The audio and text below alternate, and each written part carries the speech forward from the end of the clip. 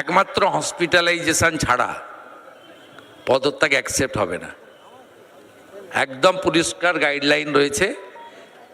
ওনাদের সত্যিকারের যদি কাজ করার ইচ্ছা নেই, তাহলে আইনে যা আছে, আমি বলছি না, আমি বিএলএ তো রেসপেক্ট রেখেই বলছি, ওদের চাকরি থেকে রিজাইন দিতে হবে। আইনের প্রভিশনটা বলছে, আমি কিন্তু বলছি না। আমি বলছি আইনের কোনো প্রভিশন নেই পদত্যাগপত্র দেওয়ার। ইলেকশন কমিশনের ডিউটি হচ্ছে ডিজাস্টারের ডিউটির মতো। এই ডিউটিতে একমাত্র হসপিটালাইজেশন ছাড়া বিকল্প কোনো রাস্তা নেই যিনি তার ডিউটি থেকে অব্যাহতি পাবেন। আর যদি কেউ চাপ দিয়ে থাকে, অশোক দাস যাদবপুরের বিএলওর মতো তৃণমূলই চাপ দিচ্ছে, বিজেপির এগুলো করার দরকার নেই।